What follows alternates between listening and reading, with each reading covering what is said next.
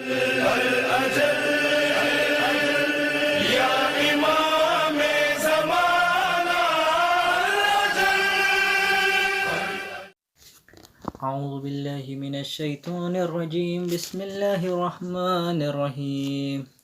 ياسين والقرآن الحكيم إنك لمن المرسلين على صراط مستقيم تنزيل العزيز الرحيم لتنذر قوما ما أنذر آباؤهم فهم غافلون لقد حق القول على أكثرهم فهم لا يؤمنون إن جعلنا في أعناقهم أغلالا فهي إلى الأذقان فهم مقمحون وجعلنا من بين أيديهم سدا ومن خلفهم سدا فأغشيناهم فهم لا يبصرون وسواء عليهم أنذرتهم أم لم تنذرهم لا يؤمنون إنما تنذر من اتبع ذكر وخشي الرحمن بالغيب فبشره بمغفرة وأجر كريم. إن نحن نحيي الموت ونكتب ما قدموا وآثارهم وكل شيء أحصيناه في إمام مبين واضرب لهم مثلا أصحاب القرية إذ جاءها المرسلون إذ أرسلنا إليهم اثنين فكذبوهما فعززنا بثالث فقالوا إنا إليكم مرسلون قالوا ما أنتم إلا بشر مثلنا وما أنزل الرحمن من شيء إن أنتم إلا تكذبون قالوا ربنا يعلم إنا إليكم لمرسلون وما علينا إلا البلاغ المبين قالوا إنا تطيرنا بكم لئن لم تنتهوا لنرجمنكم وليمسنكم منا عذاب أليم قالوا طائركم معكم أئن ذكرتم بل أنتم قوم مسرفون وجاء من أقصى المدينة رجلا يسعى قال يا قوم اتبعوا المرسلين اتبعوا من لا يسألكم أجرهم وهم مهتدون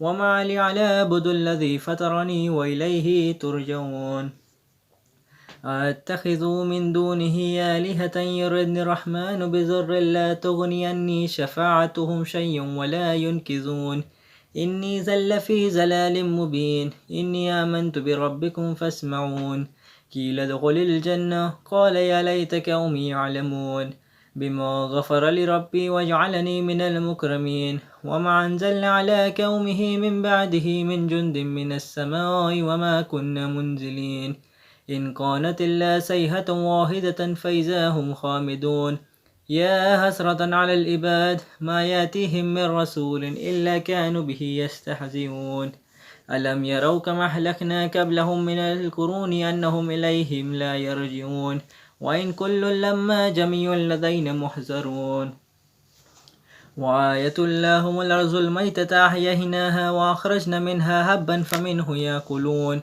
وجعلنا فيها جنات من نخيل وعناب وفجرنا فيها من العيون ليأكلوا من ثمره وما عملته أيديهم أفلا يشكرون سبحان الذي خلق الأزواج كلها مما تنبت الأرض ومن أنفسهم ومما لا يعلمون وآية لهم الليل نسلخ منه النهار فإذا هم مظلمون والشمس تجري لمستقر لها ذلك تقدير العزيز العليم والقمر قدرناه منازل حتى عدا كالعرجون القديم لا الشمس ينبغي لها أن تدرك القمر والليل السابق النهار وكل في فلك يسبحون وآية لهم أن حملنا ذريتهم في فلك مشحون وخلقنا لهم من مثله ما يركبون وإن نشاء نغرقهم فلا صريخ لهم ولهم ينقذون إلا رحمة منا ومتاعا إلى حين وإذا قيل لهم اتقوا ما بين أيديكم وما خلفكم لعلكم ترحمون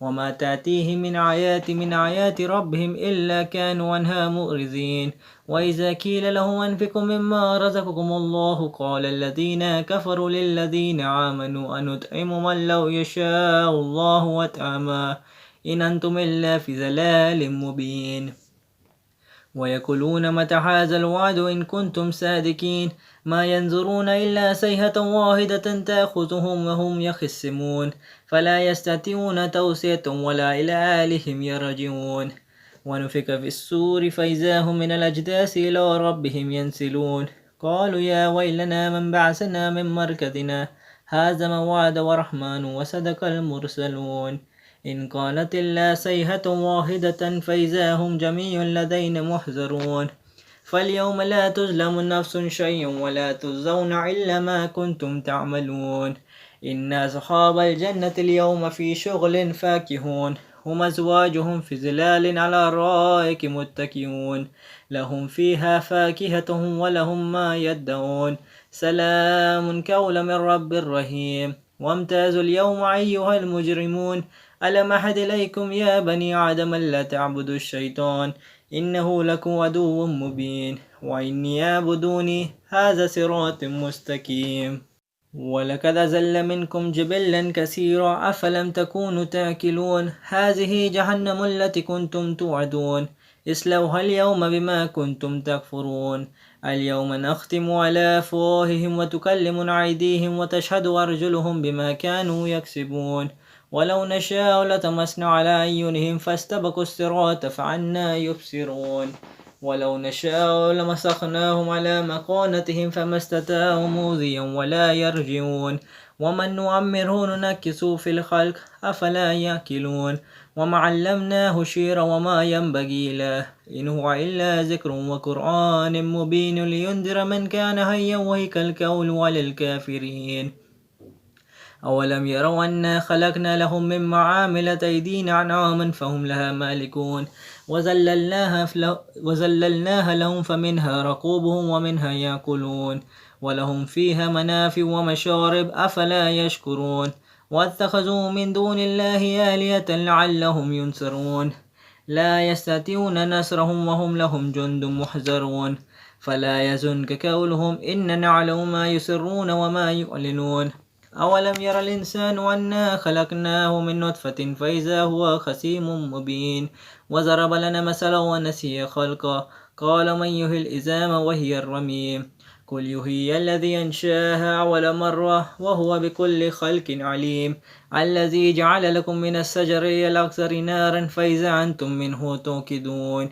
أوليس الذي خلق السماوات والأرض بقادر على أن يخلق مثلهم بلى وهو الخلاق العليم إنما أمره إذا أراد شيئا أن يقول له كن فيكون فسبحان الذي بيده ملكوت كل شيء وإليه ترجعون صدق الله العلي العظيم.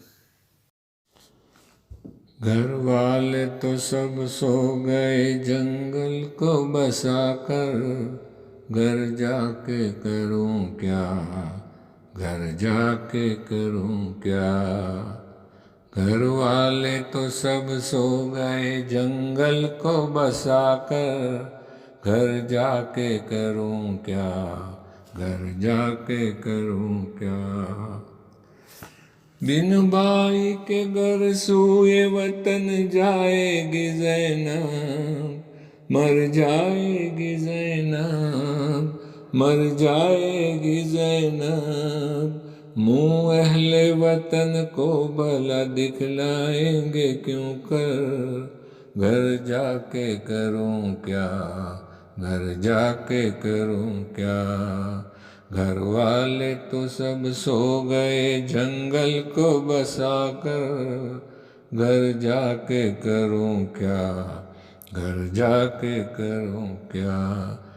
تم جاؤ مجھے پوچھے جو کہہ دینا کہ واری، وہ درد کی ماری، وہ درد کی ماری. آئی نہ وطن رہ گئی کربل میں یہ کہہ کر، گھر جا کے کروں کیا، گھر جا کے کروں کیا. گھر والے تو سب سو گئے جنگل کو بسا کر، گھر جا کے کروں کیا، گھر جا کے کروں کیا. مجھ غم زدہ مادر کو نہ تربت سے چھڑاؤ، تم جاتے ہو جاؤ، تم جاتے ہو جاؤ. ڈر جائے گا تنہائی سے میرا علی اصغر، گھر جا کے کروں کیا، گھر جا کے کروں کیا. گھر والے تو سب سو گئے جنگل کو بسا کر، گھر جا کے کروں کیا، گھر جا کے کروں کیا۔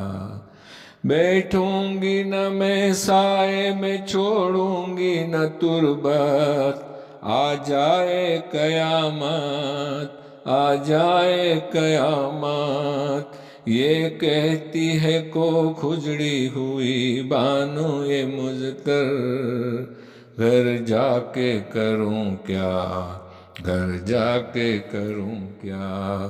گھر والے تو سب سو گئے جنگل کو بسا کر، گھر جا کے کروں کیا، گھر جا کے کروں کیا۔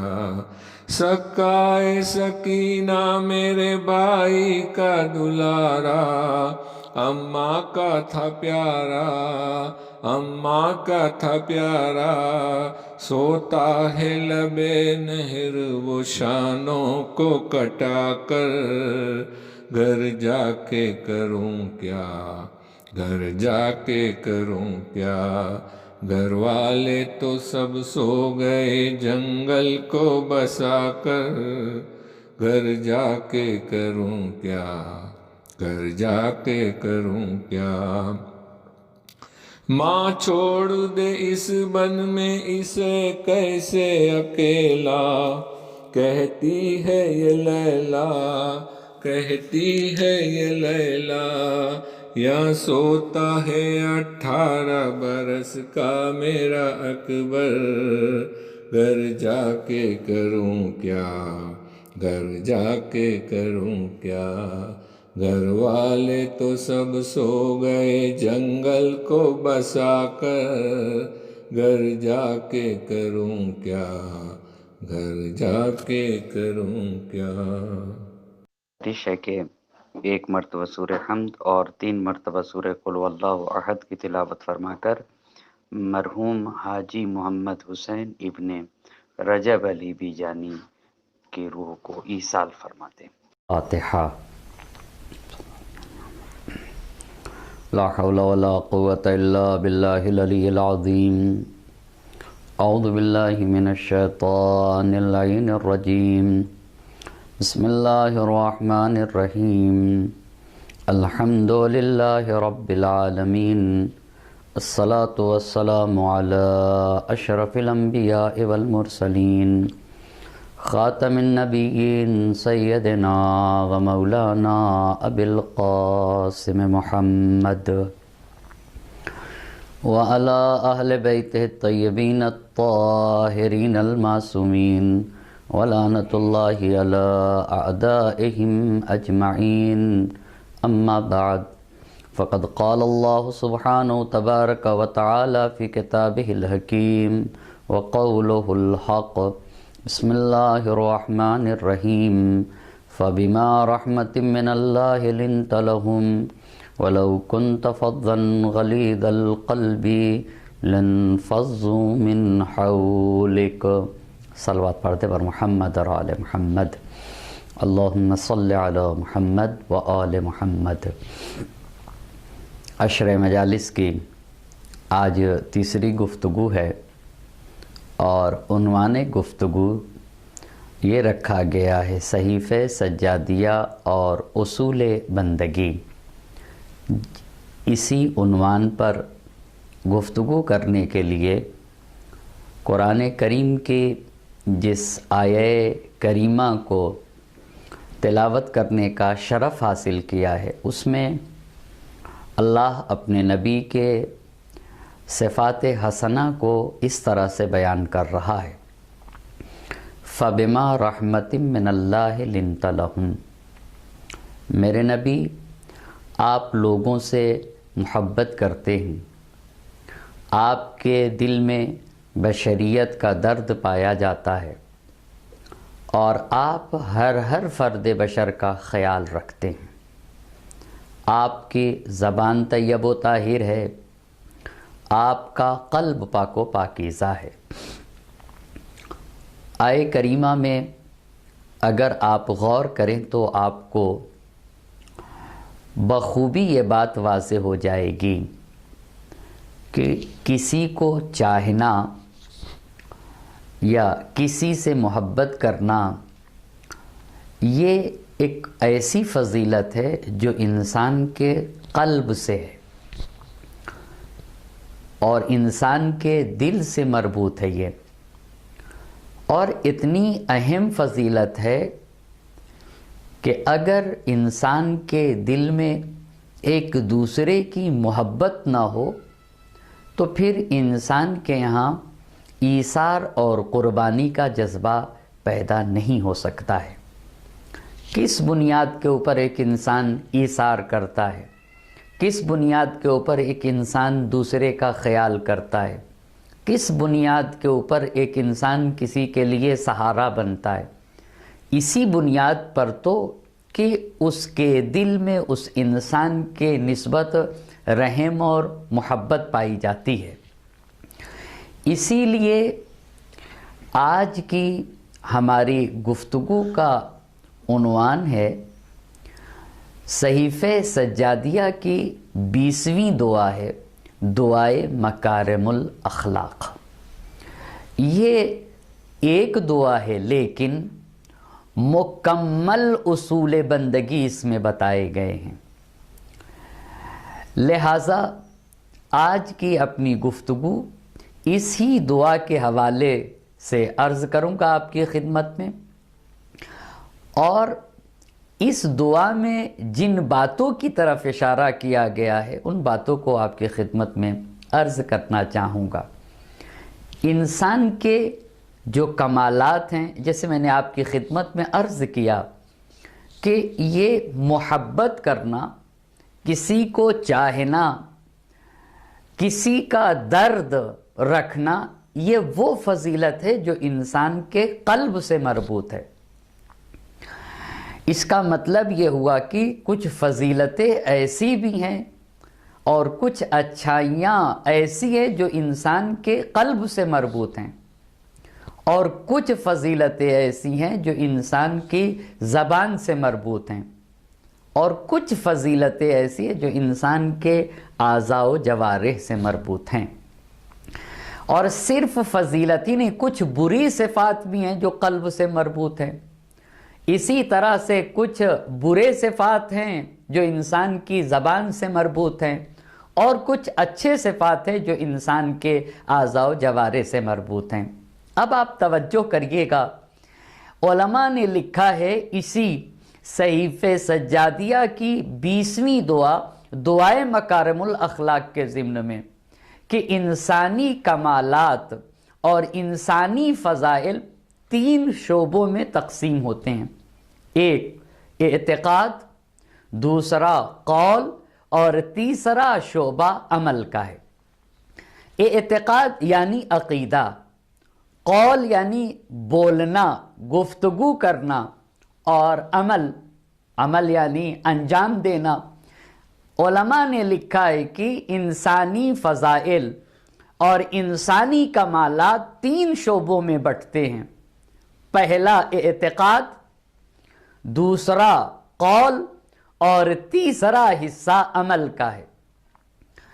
پھر علماء نے لکھا ہے کہ عقیدہ یہ قلب سے مربوط ہے، قول زبان سے مربوط ہے، اور عمل اعضاء و جوارح سے مربوط ہے۔ اسی لیے جب ایمان کی تعریف کی گئی تو ایمان میں بھی انہی 3 اجزاء کا خیال کیا گیا۔ پہلا قلب ہے، اس کے بعد زبان ہے، اور اس کے بعد اعضاء و جوارح ہے۔ ایمان کی تعریف ہی یہ کی جاتی ہے کہ تصدیق بالجنان، یعنی قلب سے اللہ سبحانہ تعالی کا اعتراف کرنا، یہ پہلا مرحلہ ہے۔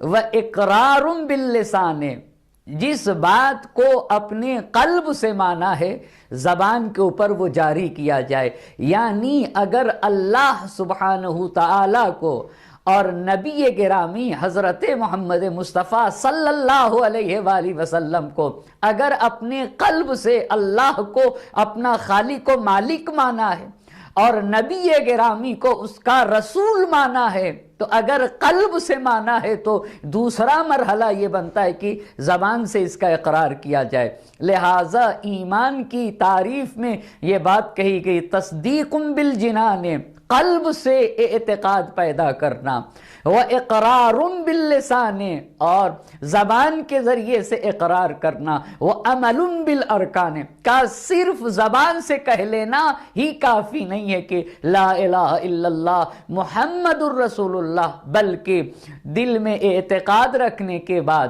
زبان کے ذریعے سے بیان کرنے کے ساتھ ساتھ اعضاء و جوارح کے ذریعے سے عمل بھی کرنا ہوگا، یعنی جس بات کی طرف اللہ اور رسول بلائیں اس بات کی طرف دور پڑنا ہوگا۔ اسی لیے تو قرآن نے یہ کہا ہے، یا ایھا الذین آمنوا استجیبوا للہ وللرسول اذا دعاکم لما یحییکم، اے صاحبان ایمان دیکھو جن باتوں کی طرف اللہ اور رسول بلائیں ان باتوں پہ لبیک کہہ دینا، اس لیے کہ اللہ اور رسول تمہیں ان باتوں کی طرف بلاتے ہیں جس میں تمہاری حقیقی زندگی پائی جاتی ہے، جس میں تمہاری حیات پائی جاتی ہے اور معنوی زندگی جس میں پائی جاتی ہے، ان باتوں کی طرف اللہ اور رسول بلاتے ہیں۔ اس کا مطلب یہ ہوا کہ انسانی کمالات 3 حصوں میں منقسم ہے، اعتقاد، دوسرا ہوا قول، تیسرا ہوا عمل، اور ایمان کی بھی یہی تعریف ہو گئی، تصدیق بالجنان، اقرار باللسان، وعمل بالارکان، قلب کے ذریعے سے اعتقاد پیدا کرنا، زبان کے ذریعے سے اقرار کر لینا اور اعضاء و جوارح کے ذریعے سے عمل کرنا، یہ ایمان کہا گیا۔ اب یہ جو کمالات انسان کے قلب سے مربوط ہیں اسی کو عرض کرنا چاہوں گا۔ کچھ فضائل ایسے ہیں جو انسان کے قلب سے مربوط ہیں، انہیں کہیں گے قلبی فضیلتیں، اور ساتھ ساتھ اسی کے مقابل میں کچھ برے صفات ہیں جنہیں رذائل کہا جاتا ہے، جنہیں رذیلت کہا جاتا ہے، پست صفات، وہ بھی قلب سے مربوط ہیں، جسے قرآن نے قلبی بیماری کہا ہے۔ وہ برائیاں جو انسان کے قلب میں پائی جاتی ہیں، آج کی اپنی مجلس میں انہی 2 باتوں میں سے چند باتوں کو عرض کر سکوں گا۔ وہ فضیلتیں کیا ہیں جو قلب سے مربوط ہیں، اور وہ برائیاں کیا ہیں جو انسان کے قلب سے مربوط ہیں۔ لہٰذا قلبی فضائل کیا ہیں، قلبی کمالات کیا ہیں، قلبی صفات جو اچھے صفات ہیں وہ کیا ہیں، اور وہ برے صفات جو انسان کے قلب سے مربوط ہوتے ہیں وہ کیا ہیں۔ میں چند باتوں کو عرض کروں اور پھر صحیفہ سجادیہ کی 20ویں دعا سے چند فقرے آپ کی خدمت میں عرض کر کے اپنی بات کو انشاءاللہ مکمل کروں گا۔ فضیلتیں جو قلب سے مربوط ہیں اس میں سے ایمان ایک، دوسری بات یقین، تیسری چیز حسن نیت، چوتھی بات احساس عبودیت، پانچویں بات احساس تواضع، چھٹی بات خلق خدا سے محبت کرنا جو ہمارے نبی کی سیرت کو بتایا، یعنی انسانیت سے محبت کرنا۔ یہ کون سی فضیلت ہے؟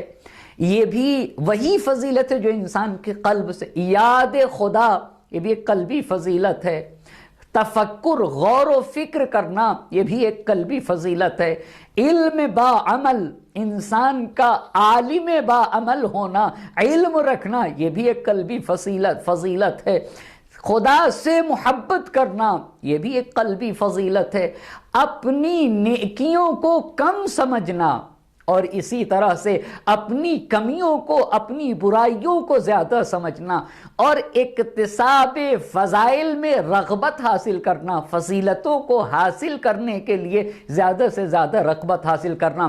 اتنی باتیں صحیفہ سجادیہ کی 20ویں دعا میں یہ وہ صفات بتائے ہیں جو قلبی فضیلت جانی، ایمان اس میں سے سب سے پہلے مرحلے پر رکھا گیا ہے۔ قلبی فضیلتوں میں سے سب سے اہم شے ایمان ہے، اس لیے کہ ایمان سر چشمہ ہے ساری نیکیوں کا۔ اگر انسان کے یہاں ایمان نہ پایا جائے تو پھر انسان اعمال خیر انجام نہیں دے سکتا ہے، انسان نیک اعمال کو انجام دے ہی نہیں سکتا ہے اگر انسان کے یہاں ایمان نہ پایا جائے۔ یہ قلبی فضیلتیں تھیں، انہی میں سے میں چند باتیں عرض کروں گا۔ اسی لیے میرے امام، چوتھے امام، امام زین العابدین علیہ السلام نے جب دعائے مکارم الاخلاق شروع کیا تو یہاں سے پڑھا اللہم بلغ ایمانی اکمل الایمان، اے میرے اللہ میرے ایمان کو کامل ترین درجے کا ایمان قرار دے۔ یہ اکمل ایمان کسے کہا جاتا ہے؟ اس کا مطلب یہ ہوا کہ ایمان کے درجات ہوتے ہیں، ایمان کی منزلیں ہوا کرتی ہیں، ایمان کے مراتب ہوا کرتے ہیں، اور ہمارے چوتھے امام کے اللہم بلغ بے ایمانی اکمل الایمان، میرے اللہ میرے ایمان کو کامل ترین درجے کا ایمان قرار دے۔ تو وہ ایمان کے مراتب کیا ہیں، ایمان کے درجات کیا ہیں؟ ایک ایک بات پہ غور کرنے کی ضرورت ہے عزیزان محترم۔ ایمان کے چند مراتب عرض کیے ہیں۔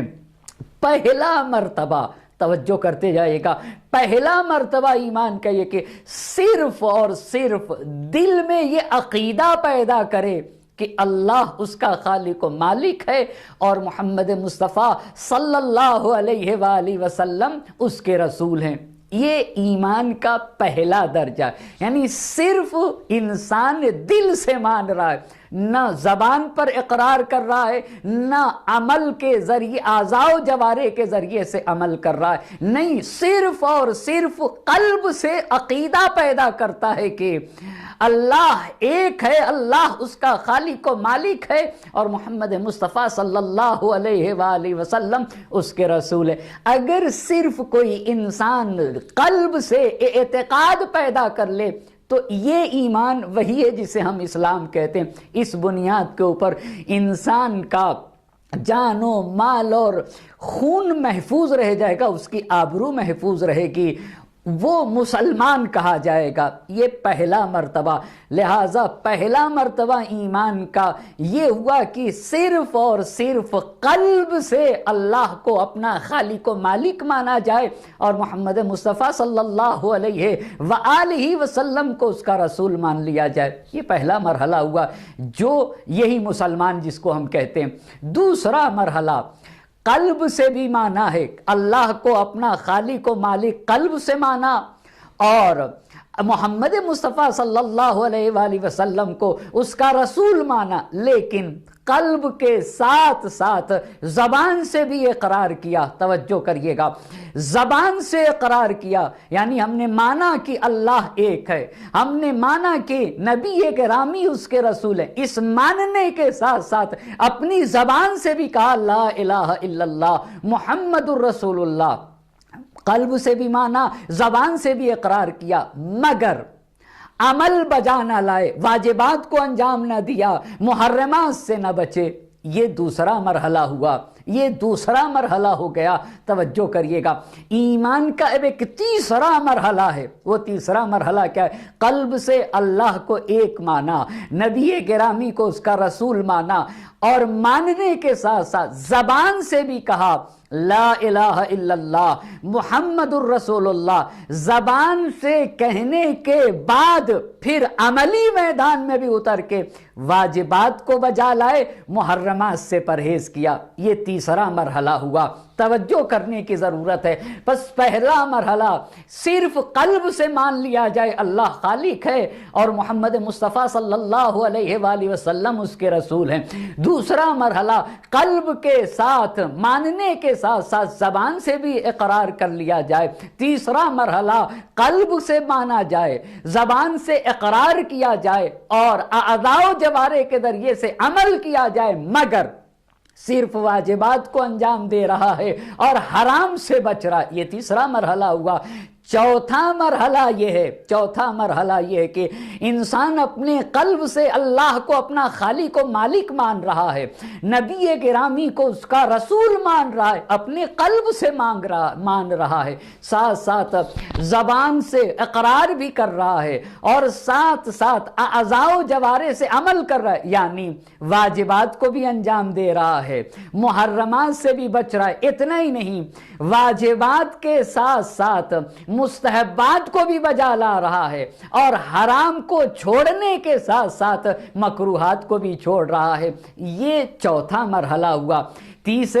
پہلے مرحلے میں صرف اور صرف دل سے مان رہا تھا، دوسرے مرحلے میں دل کے ساتھ زبان سے اقرار کر رہا تھا، تیسرے مرحلے میں دل کے ساتھ زبان سے اقرار بھی کر رہا تھا، مگر عملی میدان میں صرف واجب کو بجا لا رہا تھا، محرمات کو چھوڑ رہا تھا۔ چوتھے مرحلے میں قلب سے مان رہا ہے، زبان سے اقرار کر رہا ہے، اعضاء و جوارح کے ذریعے سے عمل کر رہا ہے، مگر یہاں کے اوپر واجب کو بھی بجا لا رہا ہے، مستحب کو بھی بجا لا رہا ہے، حرام کو بھی چھوڑ رہا ہے، مکروہات کو بھی چھوڑ رہا ہے۔ توجہ کرنے کی ضرورت ہے عزیزان محترم۔ ایک پانچواں مرحلہ ہے، میرے امام نے کہا اللہم بلغ بے ایمانی اکمل الایمان، اے میرے اللہ میرے ایمان کو کامل ترین ایمان کا درجہ عطا فرما، اس اکمل ایمان پر پہنچا دے۔ وہ پانچواں مرحلہ کیا؟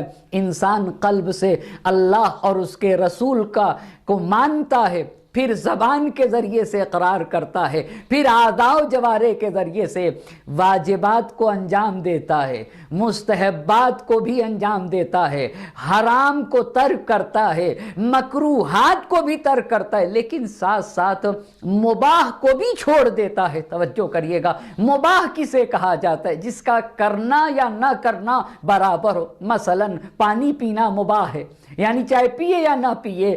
اسی طرح سے باتیں کرنا مباح ہے، یہاں واجب اور مستحب نہیں ہے، باتیں کرنا مباح ہے، مگر ایمان کا آخری مرتبہ جو علماء نے لکھا ہے وہ کہا کہ کبھی کبھی انسان مباح بھی چھوڑ دیتا ہے، واجب کو بجا لاتا ہے، مستحب کو بھی بجا لاتا ہے، محرمات سے بچتا ہے، مکروہ کو بھی چھوڑتا ہے، اور مباح کو بھی بچتا ہے۔ کیوں؟ یعنی زیادہ باتیں نہیں کرتا، اس لیے کہ جہاں انسان زیادہ باتیں کرے گا امکان ہے کہ یہی زیادہ باتیں ذریعہ بن جائیں کسی کی غیبت کرنے کا، ولو یہ کہ بات کرنا مباح ہے، مگر اس خوف میں کہ کہیں اس بات میں کسی دوسرے انسان کی غیبت شامل حال نہ ہو جائے، لہٰذا اس بنیاد کے اوپر مباح کو بھی چھوڑ دیتا ہے۔ اسی لیے میرے امام نے کہا اے میرے اللہ مجھے ایمان کے سب سے عالی مرتبے پر پہنچا دے۔ علماء نے لکھا ہے یہی آخری مرتبہ جہاں انسان مقام عمل میں مباح کو بھی چھوڑ دیتا ہے تاکہ کسی گناہ میں پڑنے کا ذریعہ نہ بن جائے، اسی کو اکمل ایمان کہا جاتا ہے، جو انبیاء و رسول و اولیاء خدا کا مرتبہ ہے، جس کا تقاضا صحیفہ سجادیہ کی 20ویں دعائے مکارم الاخلاق میں امام سجاد نے کیا ہے۔ ایک صلوات پڑھ دے بر محمد اور آل محمد۔ یہ ایمان کے مراحل ہو گئے، لیکن کیا ایمان صرف انسان کو عقبہ ہی میں نجات دے گا؟ ایسا نہیں عزیزان محترم۔ اگر ایمان ہے نا تو جس طریقے سے ایمان انسان کو عقبہ میں نجات دیتا ہے ویسے ہی ایمان انسان کی دنیا کو سنوار دیتا ہے۔ ایمان انسان کو اس دنیا میں بھی فائدہ پہنچاتا ہے۔ یہ چوری، یہ رشوت، یہ دھوکے، یہ فراڈ کس بنیاد کے اوپر ہوتے ہیں؟ کیوں ظلم و ستم کیا جاتا ہے؟ اگر انسان اللہ سبحانہ تعالی کو حاضر و ناظر جان جائے نا تو پھر انسان ہرگز کسی کے اوپر ظلم و ستم نہ کرے گا۔ مزن برسر ناتواں دست زور کی روزی میں یفتی بپایش چمور۔ شاعر نے بڑی اچھی بات کہی ہے، دیکھو کسی بھی کمزور انسان کو پا کر اسے ستانا نہیں، اسے مارنا نہیں، وگرنہ ایک دن ایسا آئے گا کہ تم بھی اپنے سے طاقتور انسان کے نیچے ایسے آؤ گے جیسے چینٹی تمہارے پیروں کے تلے آ جاتی ہے۔ یہ گھروں کے اندر ظلم و ستم ایک دوسرے کے اوپر، چاہے وہ میاں بیوی ہوں، ایک دوسرے کے اوپر ظلم و ستم کیوں ہوتا ہے؟ ایک دوسرے کو ستایا کیوں جاتا ہے؟ چوری کیوں ہوتی ہے؟ رشوت کیوں ہوتا ہے؟ فراڈ کیوں کیا جاتا ہے؟ اس کا مطلب یہ ہے کہ انسان کے یہاں ایمان نہیں پایا جاتا ہے۔ اگر دولت ایمان آ جائے نا تو یہ دنیا سنور جائے گی، اور دنیا کے ساتھ ساتھ آخرت اور عقبہ بھی سنور جائے گی۔ ایک صلوات پڑھ دے بر محمد اور آل محمد۔ اس پہلی بات کا میرے امام نے جو قلب سے مربوط فضیلت ہے، جو تمام فضیلتوں کا سرچشمہ ہے، اس کا تقاضا میرے چوتھے امام نے کیا۔ دوسری بات، وجعل یقینی افضل الیقین، یقین بھی ایک قلبی فضیلت ہے، بڑی عظیم فضیلت۔ یقین کسے کہتے ہیں؟ ایسا علم جہاں کے اوپر کسی طرح کے شک و شبہے کی گنجائش نہ ہو۔ یقین ایمان کا دوسرا نام یقین ہے۔ اسی لیے میرے نبی گرامی حضرت محمد مصطفیٰ صلی اللہ علیہ وآلہ وسلم نے فرمایا، الایمان الیقین کلہ، ایمان یقین کامل کو کہا جاتا ہے۔ یعنی اگر ایسا اللہ کی ذات کے اوپر، رسول اللہ صلی اللہ علیہ وآلہ وسلم پر اس طرح سے یقین حاصل ہو جائے ائمہ اطہار علیہ السلام کی امامت پر، جس میں ذرہ برابر شک و شبہے کی گنجائش نہ ہو، اسے یقین کہا جاتا ہے۔ مگر افضل یقین کیا ہے؟ توجہ کرتے جائیے گا، افضل یقین کسے کہتے؟ امام نے کہا، اے میرے اللہ، میرے یقین کو افضل یقین قرار دے۔ یہ افضل یقین کیا ہوتا ہے؟ اس کا مطلب یہ ہوا کہ یقین کے بھی درجات ہیں، یقین کے بھی مراتب پائے جاتے ہیں۔ علماء نے یقین کے 3 مرتبے بیان کیے ہیں، علم الیقین، عین الیقین، حق الیقین۔ توجہ کرتے جائیے گا، علم الیقین کو پہلا مرتبہ کہا گیا، عین الیقین کو دوسرا مرتبہ کہا گیا، اور یقین کا سب سے اعلی مرتبہ کو حق الیقین کہا گیا ہے۔ میں علم الیقین کی مثال دینا چاہوں گا۔ مثال کے طور پر آپ نے دھواں دیکھا، دور سے دیکھا کہ دھواں اٹھ رہا ہے، آسمان کی طرف دھواں بلند ہو رہا ہے۔ آپ انصاف سے بتائیے، آپ جب دھواں کو دیکھیں گے تو آپ کو یقین ہو جائے گا کہ حتماً کہیں نہ کہیں آگ جل رہی ہے، آگ لگی ہے، جس کی بنیاد کے اوپر یہ دھواں نکل رہا ہے۔ آپ نے آگ کو نہیں دیکھا ہے، لیکن آگ کا یقین کر رہے ہیں۔ کس بنیاد کے اوپر؟ دھواں کو دیکھ کر آگ کا یقین کر لینا، اس کو کہتے ہیں علم الیقین۔ آپ نے آگ نہیں دیکھی ہے، بہت توجہ کریے گا، آپ نے آگ کو نہیں دیکھا ہے، صرف دھواں کو دیکھا ہے، مگر دھواں کے ذریعے سے آپ کو آگ کا یقین ہو رہا ہے کہ بغیر آگ کے دھواں ممکن نہیں ہے۔ اسے علم الیقین کہا جاتا ہے۔ لیکن یہ یقین کا پہلا مرحلہ ہے۔ دوسرا مرحلہ کسے کہتے ہیں؟ جو عین الپسی سے کہیں گے علم الیقین، دھواں کو دیکھ کر آگ کا یقین پیدا کر لینا، یہ ہے علم الیقین۔ یہ پہلا مرحلہ ہے۔ دوسرا مرحلہ توجہ کریں گے، دوسرا مثال دوں اللہ سبحانہ تعالیٰ کے لیے۔ مثلا ہم نے کائنات کو دیکھا ہے، ہم نے دریا کو دیکھا ہے، ہم نے سمندر کو دیکھا ہے، ہم نے اپنے کو دیکھا ہے، ہم نے کائنات میں پائی جانے والی اشیاء کو دیکھا ہے، اور ہم نے یہ دیکھا ہے کہ ہر اثر اپنے مؤثر کا پتہ دیتا ہے۔ مطلب کیا ہے؟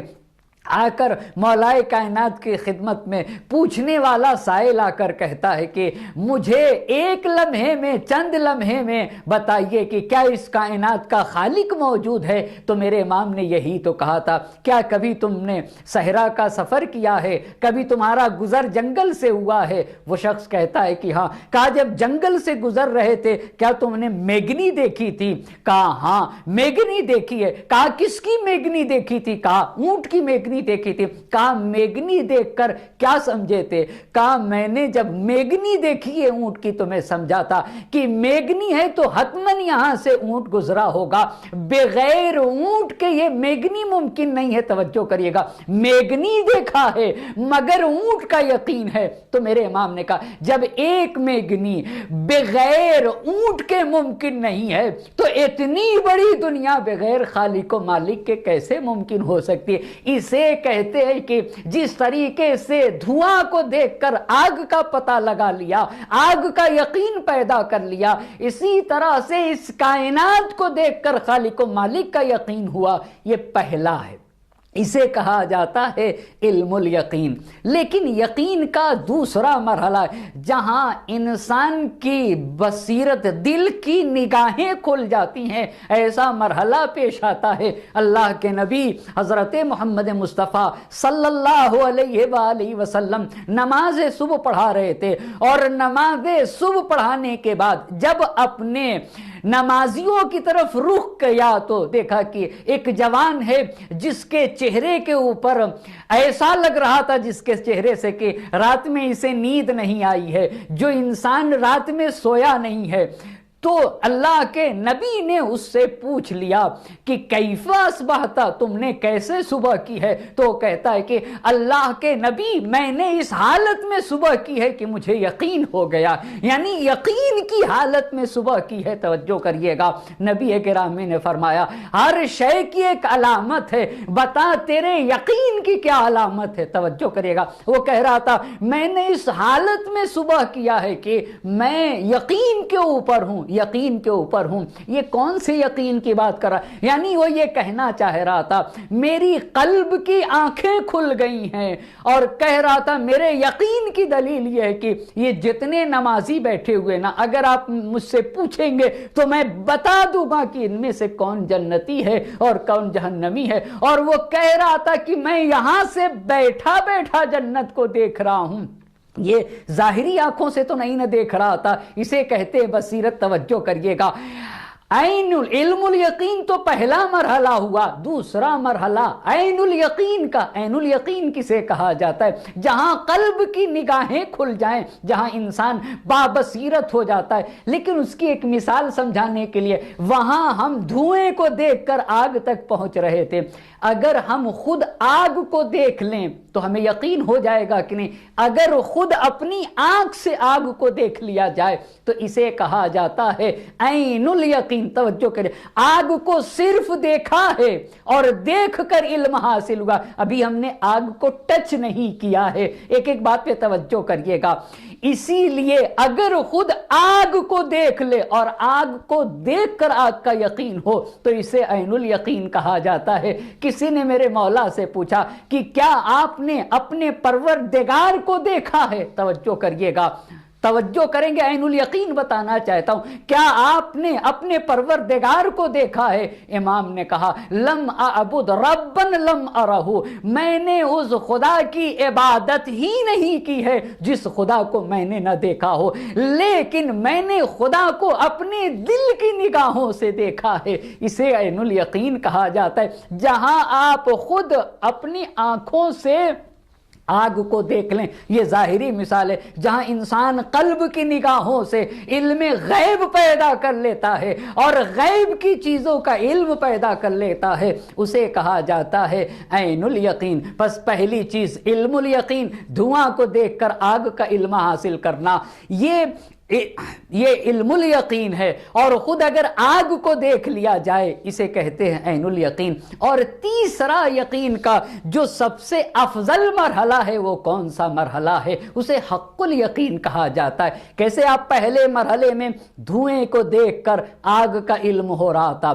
دوسرے مرحلے میں آپ نے صرف آگ کو دیکھا ہے. توجہ کریے گا، آپ نے خود آگ کو دیکھا ہے، آگ کو دیکھا ہے مگر آگ کو ٹچ نہیں کیا، دیکھ کر آپ کو یقین ہوا، حق الیقین۔ اگر آپ خود آگ کو ٹچ کر لیں تو اب آپ کو آگ کا احساس ہونے لگے گا، آگ کو درک، یہ بھی ایک یقین ہے، پہلا بھی یقین تھا، دوسرا بھی یقین تھا، لیکن جب آپ آگ کو ٹچ کریں گے تب بھی آپ کو جب احساس کرنے لگے، اس کو کہا جاتا ہے حق الیقین، جو یقین کا سب سے مرحلہ، سب سے اعلیٰ مرحلہ، یعنی انسان اپنے اللہ سے معنوی اعتبار سے اتنا زیادہ قریب ہوتا ہے نا کہ اسے حق الیقین حاصل ہو جاتا ہے۔ اسی لیے میرے چوتھے امام نے کہا اے میرے اللہ میرے یقین کو افضل یقین قرار دے دے، یعنی حق الیقین کا مرحلہ میرے لیے عطا فرما، جہاں انسان اپنے معبود حقیقی سے، مبدأ فیض سے اتنا قریب ہو جاتا ہے، اتنا قریب ہو جاتا ہے کہ جس طریقے سے اتنا قریب ہو جائے کہ اسے حق الیقین حاصل ہو جائے۔ ایک صلوات پڑھتے بر محمد اور آل محمد۔ یہ دو باتیں دعائے مکارم الاخلاق کے پس بلغ بے ایمانی اکمل الایمان وجل یقینی افضل الیقین۔ تیسری بات عرض کر کے جلدی سے آپ کی زحمت کو تمام کر دوں گا۔ تیسری بات یہ کہی کہ وانتہی بنیتی الی احسن النیات، اے میرے اللہ میری نیت کو احسن نیات تک پہنچا دے۔ توجہ کر، ایک ہے نیت اور ایک ہے احسن النیات، یعنی میری نیت کو سب سے بہترین نیت قرار دے۔ تو نیت کسے کہتے ہیں اور پھر یہ دیکھنا ہوگا کہ افضل نیات کسے کہتے ہیں، آپ بہتر جانتے ہیں اور اسے ہر انسان کو غور و فکر کرنا چاہیے۔ النیت مصدر الاعمال، نیت ہی کے ذریعے سے انسان کے اعمال کے قدر و منزلت کا اندازہ ہوتا ہے۔ ان خیرن فخیرن و ان شرن فشرن، اگر نیت خیر ہے، نیت اچھی ہے تو عمل بھی اچھا ہوگا، لیکن اگر نیت اچھی نہیں ہے نا تو عمل فاسد ہو جائے گا، عمل برا ہو جائے گا۔ انما الاعمال بالنیات، سارے اعمال نیت کے اوپر ٹکے ہوئے ہیں۔ لِكُلِّ امْرِئٍ مَّا نَوَىٰ، توجہ کرنے کی ضرورت ہے، ہم اور آپ کے جتنے اعمال ہیں سارے کے سارے عمل نیت کے اوپر ٹکے ہوئے ہیں، اور ہر انسان کے لیے وہی ہے نا، اور اس کے نصیب میں اور اس کے حق میں وہی رکھا گیا ہے جو اس کی نیت پائی جاتی ہے۔ میں تاریخ سے ایک مثال دوں، آپ توجہ کریے گا۔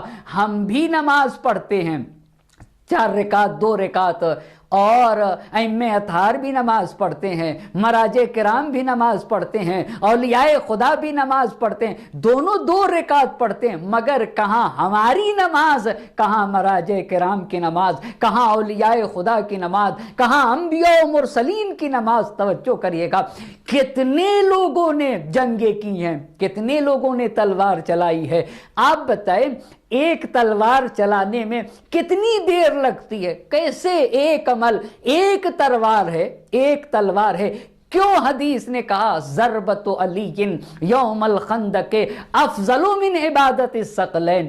یہ کوئی مذاق تو نہیں ہے نا، یہ کوئی مبالغہ تو نہیں ہے، معصوم نبی کی زبان سے نکلا، علی کی ایک ضربت خندق کے دن ثقلین کی عبادت سے افضل ہے۔ آخر کیا وجہ ہے کہ ایک تلوار چلانے میں کتنی دیر لگتی ہے کہ ثقلین کی عبادت سے افضل ہو جائے؟ یہ صرف اور صرف نیت ہی ہے نا جو انسان کے عمل کو اتنا عظیم بناتی کہ شاید عمل لمحوں کا ہو مگر نیت کی بنیاد کے اوپر، اگر نیت خالص ہو، نیت خدا کے لیے ہو، رضائے پروردگار کے لیے ہو، دین خدا کی خاطر اگر ایک کام کیا جائے تو ولو یہ کہ ایک لمحے کا ہی عمل کیوں نہ ہو مگر معصوم کی زبان سے یہ فقرہ نکلے گا، ضربت تو ایک ضربت ہے مگر ثقلین کی عبادت سے افضل ہے، ثقلین کی عبادت سے افضل ہے، تو بہترین نیت کسے کہتے ہیں؟ توجہ کریے گا، میرے امام نے کہا میری نیت کو احسن النیات بنا دے۔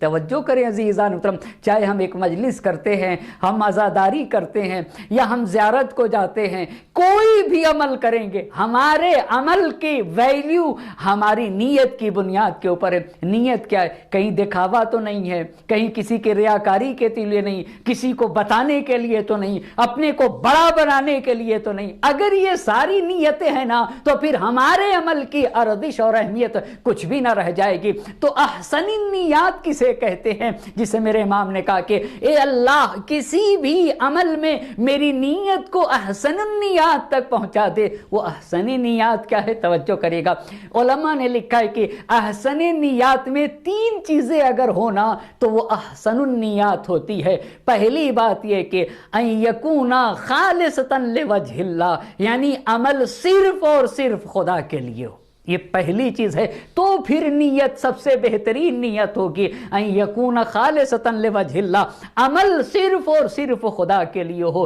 یہ پہلی بات۔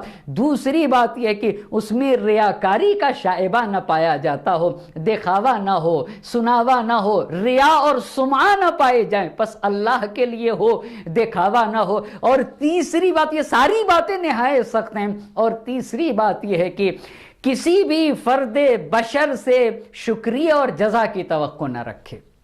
بس پہلی چیز خالصتاً لوجہ اللہ ہو، دوسری بات یہ کہ اس میں ریاکاری اور سمعہ نہ ہو، اور تیسری بات یہ ہے کہ انسان سے کسی بھی شکریہ اور جزا کی توقع نہ ہو۔ یہی بات تو اہل بیت نبی کا یہ خاصہ ہے عزیزان محترم۔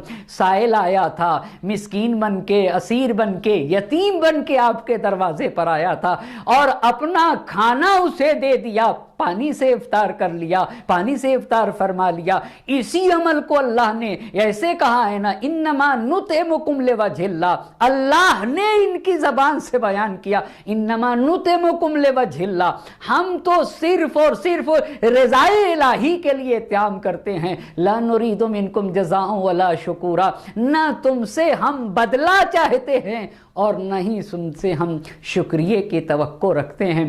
بس عزیزان محترم، جب نیت اعلیٰ ہوتی ہے نا، تب عمل ایسا ہوتا ہے، تب عمل اتنا عظیم ہوتا ہے کہ ایک ہی ضربت کیوں نہ ہو عبادت ثقلین پہ بھاری بن جائے گی۔ کیوں کربلا آج تک باقی ہے اور صبح قیامت تک باقی رہے گی۔ کہاں دنیا سید الشہداء کا اخلاص لے کر آئے گا؟ میر انیس صلی اللہ مقامہ سے پوچھئے تو حسین کا اخلاص، حسین کا جذبہ فداکاری کہاں سے دنیا لے آئے گی؟ کس اخلاص کے ساتھ؟ طبقے اخلاص میں رکھ کر جو کچھ تھا سید الشہداء کے پاس راہ خدا میں قربان کر دیا، اور کہا کہ میر انیس صلی اللہ مقامہ کی زبان سے ہاتھ خالی تیرے دربار میں آتا ہے حسین، کوئی تحفہ تیرے لائق نہیں پاتا ہے حسین۔ یعنی سب کچھ طبقے اخلاص میں رکھا حسین نے، اور راہ خدا میں سب کچھ دے دیا، سب کچھ لٹا دیا، مگر میر انیس کی زبان، ذرا روح کربلا تو دیکھیے، میر انیس نے کہا ہے سید الشہداء کی زبان سے، ہاتھ خالی تیرے دربار میں آتا ہے حسین، کوئی تحفہ تیرے لائق نہیں پاتا ہے حسین۔ سب کچھ دینے کے بعد خالق و مالک کی بارگاہ میں سید الشہداء کہہ رہے ہیں کہ حسین تیرے لائق کوئی تحفہ نہیں پا رہا ہے، حسین خالی ہاتھ آ رہا ہے۔ بس عزیزان محترم، بڑی عظیم ہستیوں کو لے کر زہرا کے لال میدان کربلا میں آئے تھے۔ کیا سکینہ کم عظمت کی مالک ہیں؟ ذرا سید الشہداء سے پوچھئے کہ سکینہ بنت الحسین کا مقام و منزلت سید الشہداء کی نگاہ میں کیا تھا؟ اسی لیے تو میرے امام فرماتے تھے لَأَمْرُكَ إِنِّي لَأُحِبُّ دَارًا تَكُونُ فِيهَا سَكِينَةٌ وَرُبَابٌ، اے لوگو تمہاری جان کے قسم، مجھے وہ گھر پسند ہے جس میں میری سکینہ اور رباب رہا کرتی ہیں، اجرکم علی اللہ، جس میں سکینہ اور رباب رہا کرتی ہیں۔ اللہ اللہ، زہرا کا لال रुखसत होकर मैदान करबला में चला गया। असर आशूर जब हुसैन शहीद कत्ल हो गए, मुहर्रम की 12 तारीख थी, अहले हरम को असीर करके रवाना किया जा रहा था। और जब असीर करके रवाना किया जा रहा था, बीवियों ने दरख्वास्त की थी हमारे काफिले को वहाँ से गुजारा जाए जहाँ हमारे शुहदा की लाशें पड़ी हुई हैं, हम अपने शुहदा की लाशों को विदा करना चाहते हैं। इन्हीं असीरों में से हुसैन की बेटी सकीना थी, जो अपने बाबा के सीने पे सोया करती थी, जो अपने बाबा से निहायत मोहब्बत किया करती थी, जो किसी तरह से राजी नहीं होती थी कि राजी ना हो रही थी अपने बाबा को रुखसत करने के लिए। अपने बाबा को रुखसत, जब हुसैन को रुखसत भी कर दिया था तो अस्पे बावफा को पकड़ लिया था, ए मेरे बाबा के घोड़े, मेरे बाबा को मैदान में न ले जाना, मैं यतीम हो जाऊंगी। इस सकीना को जब अपना बाबा मिला है ना, मगर जिसमें अथर पे लिबास न था, जिस्म से सर न था, सर को जुदा कर लिया था। करबला के चटियल मैदान में झुलसती हुई जमीन के ऊपर हुसैन का लाशा पड़ा हुआ था। और नन्ही सकीना अपने बाबा के जब लाशे के करीब गई है, मख्तल ने लिखा है कि अपने बाबा के गुलुए अथर का बोसा दे रही थी, अपने मसाइब को बयान कर रही थी, तो मिसबाह कफमी में लिखा है कि मलकूती फिजा में एक आवाज गूंज रही थी। वो आवाज सिर्फ और सिर्फ हुसैन की बेटी सकीना सुन रही थी, सकीना के अलावा कोई और ना सुन रहा था। वो आवाज ये आ रही थी, ए मेरी लाल सकीना, अरे जिंदाने शाम से छूट के जाना, हमारे चाहने वालों को हमारा सलाम कह देना, और ये कहना जब ठंडा पानी पिए हमारी प्यास को याद कर ले, जब भी कोई मुसीबत आन पड़े हमारी मुसीबत को याद कर ले। सकीना अपने बाबा से बयान कर रही थी, ज़ैनब अपने माँ जाए के लाशे से लिपट कर बयान कर रही थी, हर बीबी नौहो बुका कर रही थी। मगर एक मर्तबा एक जालिम आया, ताजियानों से ज़रब लगाई, कहा उठो कूफे चलना है। ज़ैनब सवार होना चाह रही थी, मगर ज़ैनब को 28 रजब का मदीना याद आ गया। अजब नहीं फुरात का रुख किया हो, भैया अब्बास, अरे क्या सवार न करोगे? ज़ैनब सवार होना चाहती है, क्या सवार न करोगे? अजब नहीं लाश अब्बास तड़पी हो। बहन मुझे माफ करिएगा, मैं अपने दोनों बाजू कटाए हुए फुरात के किनारे सो रहा हूँ। फिजा में कोहराम था, वाह हुसैना वाह मज़लूमा वसयालमुल्लज़ीन ज़लमू अय्यमुनक़लबि यनक़लिबून इन्ना लिल्लाहि व इन्ना इलैहि राजिऊन। इलाही बिहक़्क़ि ज़हरा व अबीहा व बालिहा व बनीहा व सर्रिल मुस्तौदअ फ़ीहा 10 मरतबा बिस्मिक या अल्लाह या अल्लाह या अल्लाह या अल्लाह या अल्लाह या अल्लाह या अल्लाह या अल्लाह या अल्लाह या अल्लाह। खुदा हमारी इस मुख्तसर सी इबादत को अपनी बारगाह में कबूल फरमा और हमारे आंसुओं को रुमाल ज़हरा में जगह इनायत फरमा। तमाम मोमिनीन मोमिनात के हजात शरिया को पूरा फरमा दे। और रब्बना तक़ब्बल मिन्ना इन्नका अंतस समीउल अलीम। मातम हुसैन।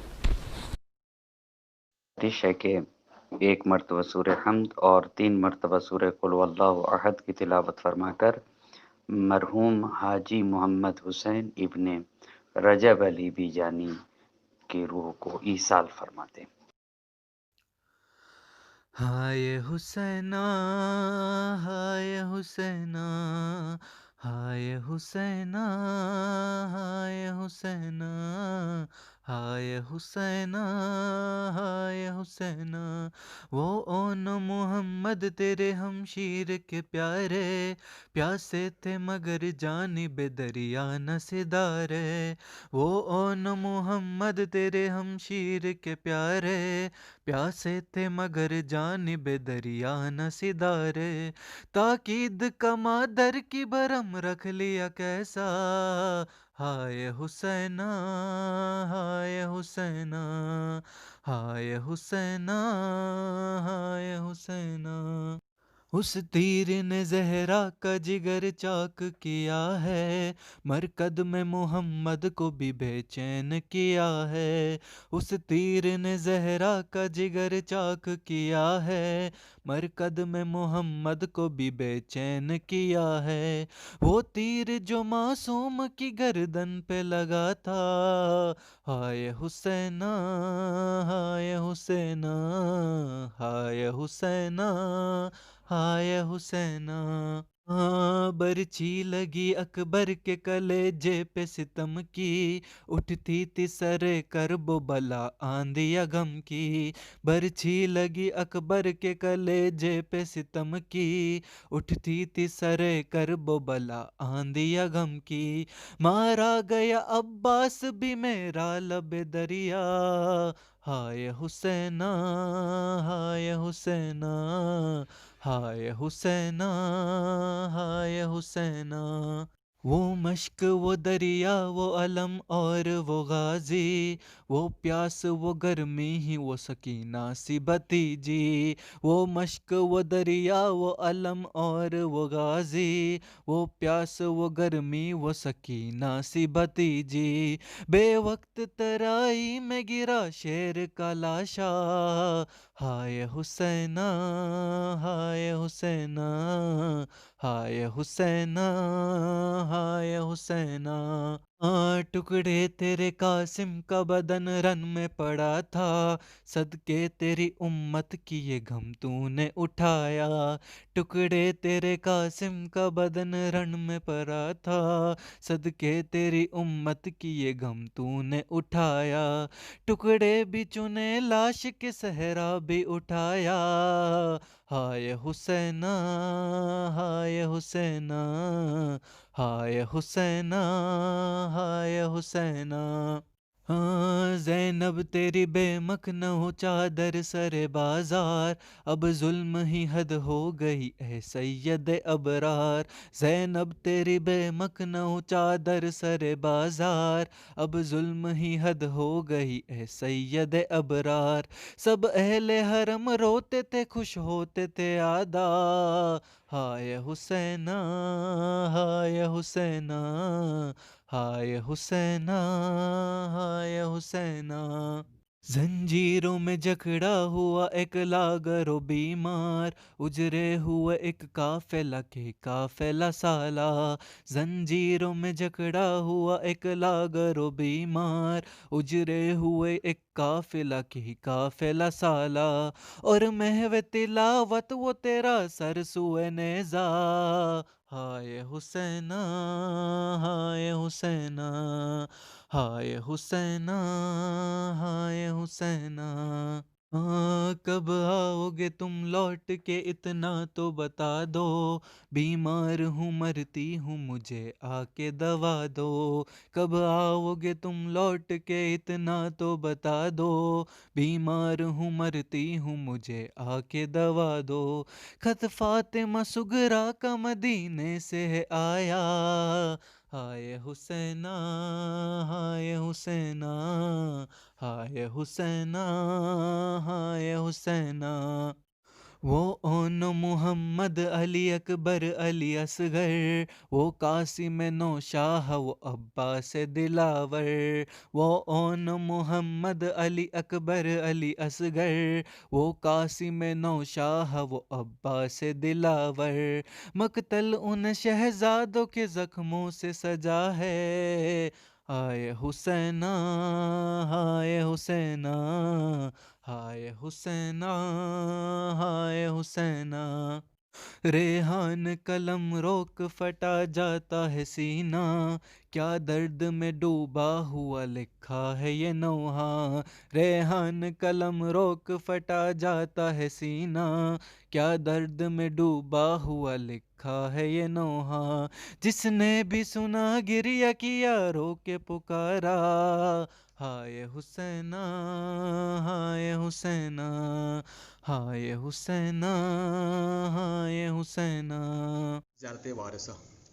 السلام علیکم یا ابا عبداللہ، السلام علیکم یا ابن رسول اللہ، السلام علیکم ورحمۃ اللہ وبرکاتہ۔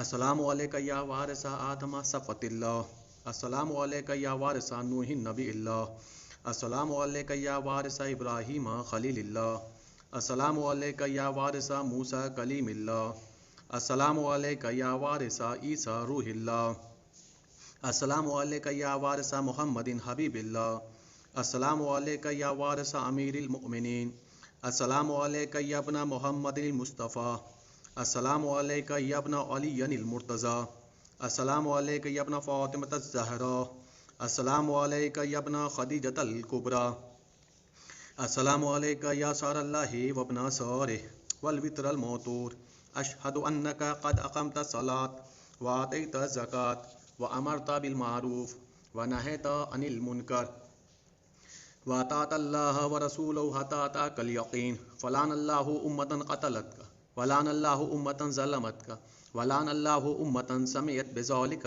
فرضیت بہ، یا مولاي یا ابا عبداللہ اشہد انک کنت نورا فی الاصلاب الشامخہ والارحام المطہرہ، لم تنجسک الجاہلیۃ بانجاسها ولم تلبسک من مدلہمات ثیابها، واشہد انک من داعم الدین وارکان المؤمنین، واشہد انک الامام البر التقی الرضی الزکی الہادی المہدی، واشہد ان الائمة من ولدک کلمۃ التقوی وعلام الہدی والعروۃ الوثقی والحجۃ علی اہل الدنیا، واشہد اللہ وملائکتہ وانبیاءہ ورسولہ انی بکم مومن وبآیابکم موقن، بے شرع دینی وخواتیم عملی وقلبی لقلبکم سلم وامری لامرکم متبع، صلوات اللہ علیکم وعلی ارواحکم وعلی اجسادکم وعلی اجسامکم وعلی شاہدکم وعلی غائبکم وعلی ظاہرکم وعلی باطنکم۔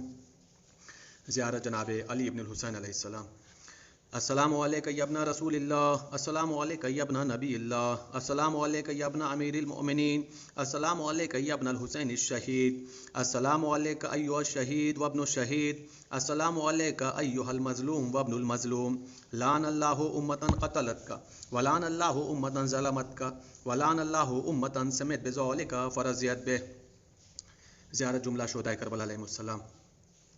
السلام علیکم یا اولیاء اللہ وحباؤہ، السلام علیکم یا اصفیاء اللہ وابداؤہ، السلام علیکم یا انصار دین اللہ، السلام علیکم یا انصار رسول اللہ، السلام علیکم یا انصار امیر المؤمنین، السلام علیکم یا انصار فاطمۃ الزہراء سیدۃ نساء العالمین، السلام علیکم یا انصار ابی محمد الحسن ابن علی الولی الناصح، السلام علیکم یا انصار ابی عبداللہ، بأبی انتم و امی طبتم وطابت الارض التي فيها دفنتم وفوزتم فوزا عظیما، فیا لیتنی کنت معکم فافوز معکم۔ زیارت جناب عباس علیہ السلام۔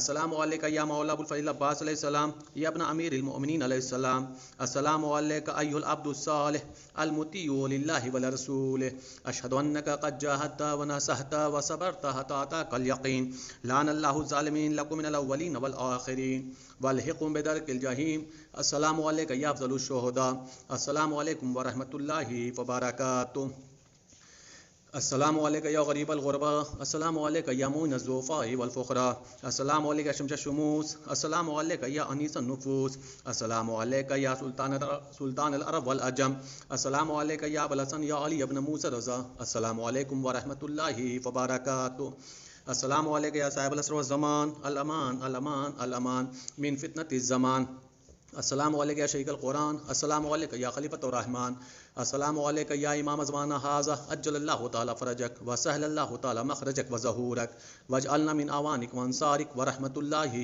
وبرکاتہ۔